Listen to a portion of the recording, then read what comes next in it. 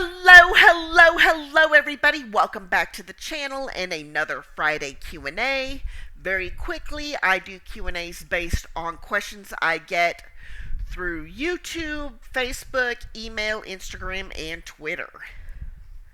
Very low tech. So, Company X offered me a position. It pays per talk minute. And that's usually a 1099. And my experience with Live Ops, which pays per talk minute, is a little better than some of the other companies I know, like NextRep pays per talk minute, and a couple of other 1099 companies do. So, what you need to figure out is how busy is the client. Some clients are only Monday through Friday, some are 24/7, some are busy on the weekends, and decide if that's a time you can commit to.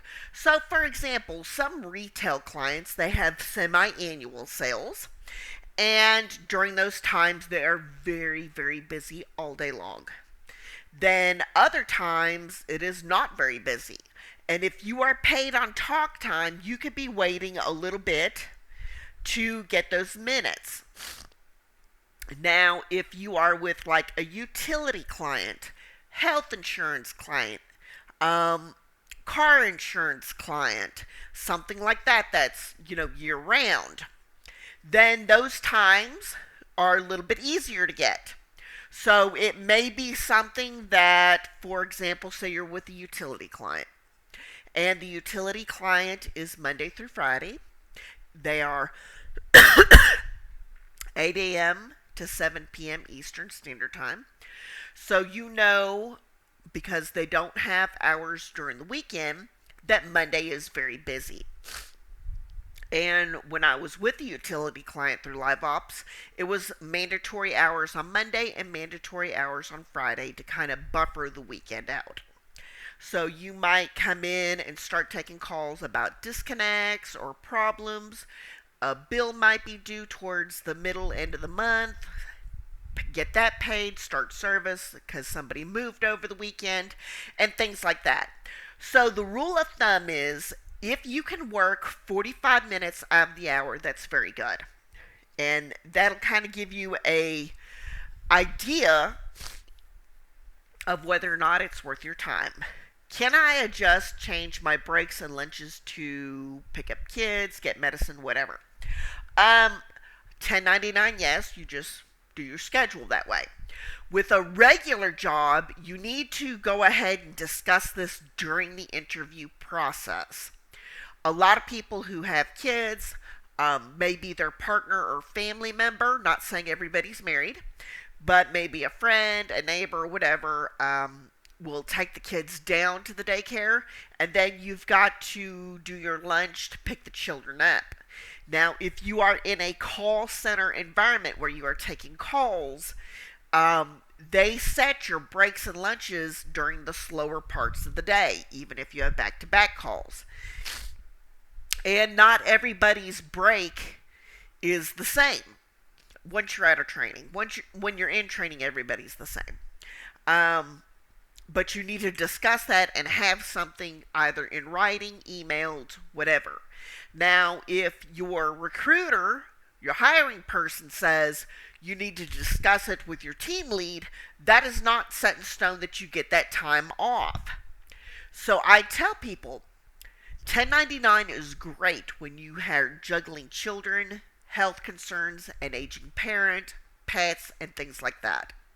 That flexible schedule that can change week to week really allows you to manage that. Now, the takeaway from that is this is not hourly. Most 1099s are not hourly. And,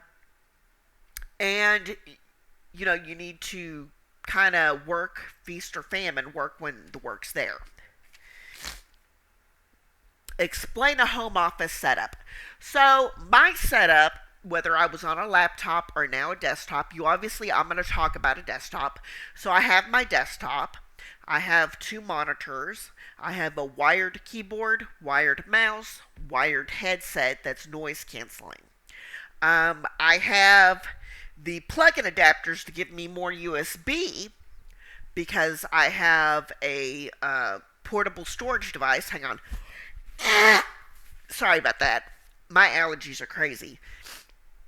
I have a portable storage device for the YouTube stuff and things that I would need to take from computer to computer if something happened to this one. And of course, I have the webcam. Behind me, you see the table, you see the keyboard and the mouse. This weekend, I'll be getting a new monitor for the work at home because I am required to get a certain kind of monitor, and I don't want to move equipment around, so I'm just going to get a new one. And the company provides the rest of it. So it is just kind of taking it from there. Of course, I have software for the YouTube stuff as well, and I talk about that later. How can I improve a work from home experience?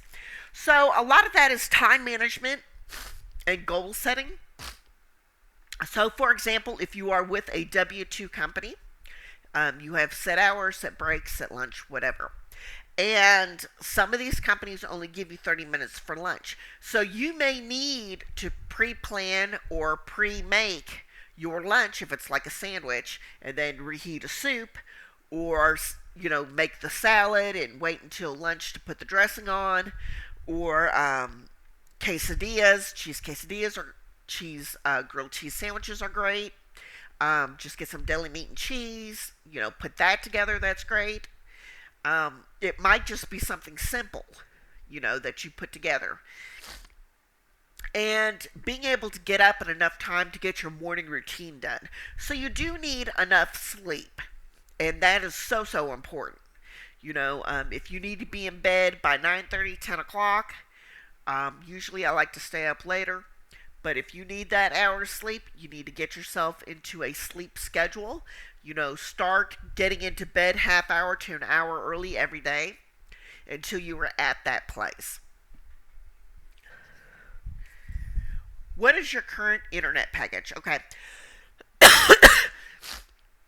So I am out here in West Texas, and we have the 1 gig unlimited data package, which is their highest residential package.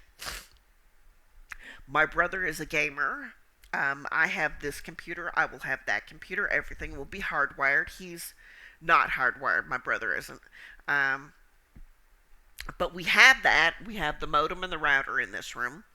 And we have that because it just works for work. Most work does want your modem and router closer to you. So we do that. As for what I pay, I was able to negotiate with my internet provider to get $20 a month taken off for the next 2 years. So for that 1 gig unlimited data, I'm paying $86. Now, we do not have any cable or any other services through that company. So anyways, I'm going to wrap this video up.